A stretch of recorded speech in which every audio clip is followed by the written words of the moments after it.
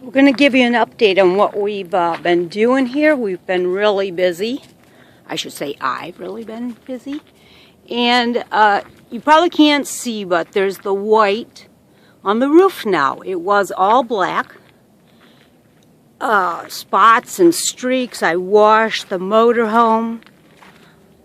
And we'd end up with all these streaks on it from blackness running off. Now this isn't really uncommon for a Fleetwood roof, but the problem was whatever white coating had been up there was nearly gone.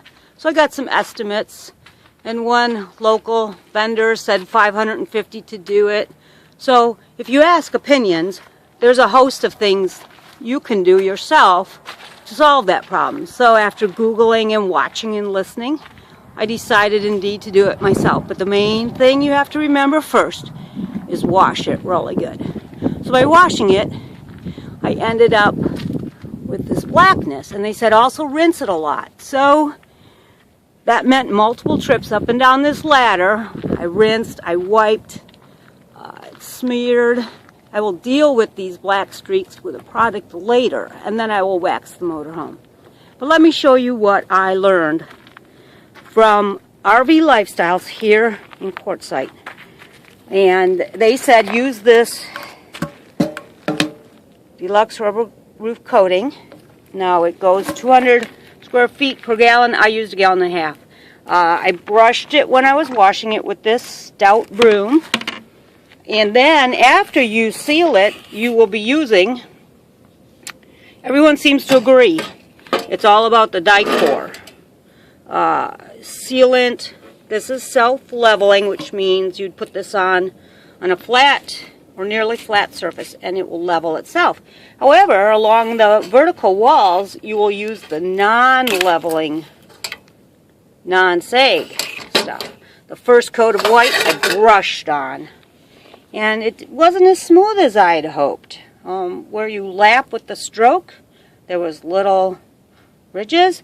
So when I went back to buy a 3rd gallon, it's $50 a gallon, he said, don't worry about that. I said, what about thinning it for my 2nd coat? I said, I want to roll it, but it just was making it a mess. And he said, yeah, go ahead. You can thin it a pinch, but you like it thick.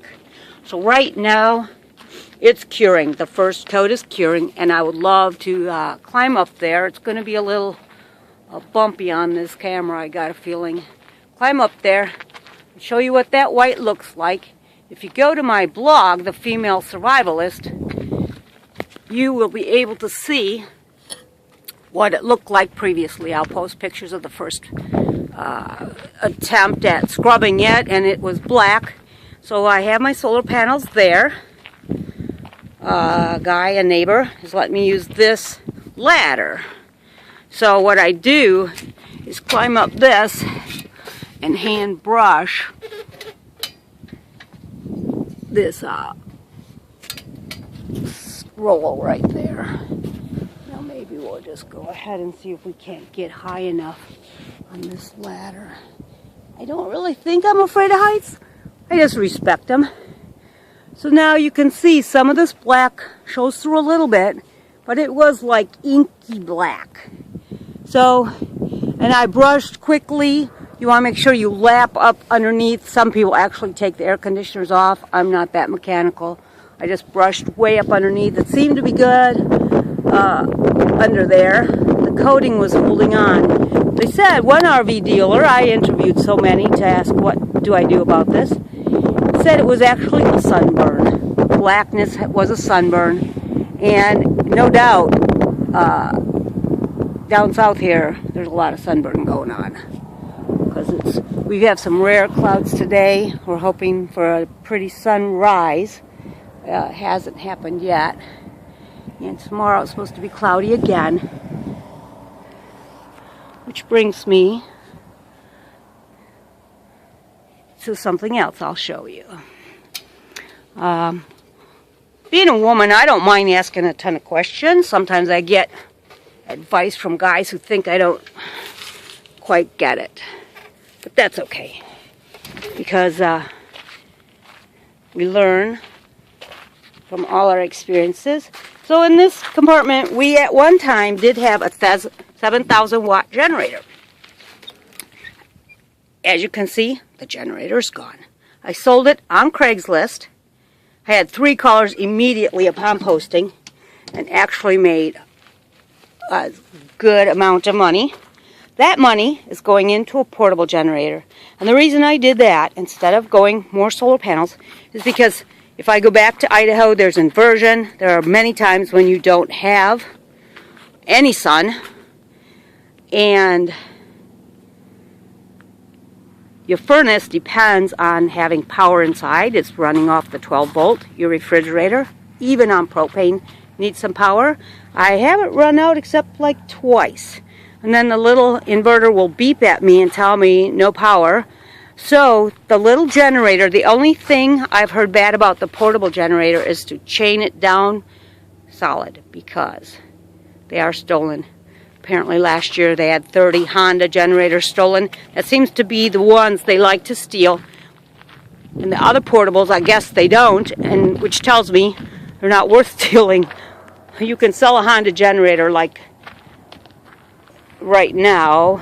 At any point you can sell a used Honda generator. They last forever. So I bought a brand new one. It has a 3-year warranty on it. And I feel really good about that. I can start it with one pull. It's very efficient. And it will come with me no matter what I do. It can be tucked in the car. It can be transferred to another motorhome. I do have the wheel covers on it. A guy showed me the problem with my steps can be solved by removing a magnet from this door. And when I need the steps to retract, I just run a magnet alongside this eye that tells when the door is shutting. So I can reinstall this. I've kept that magnet. Or I can simply just use a little handheld magnet and set the steps up whenever I want to. So simple solutions.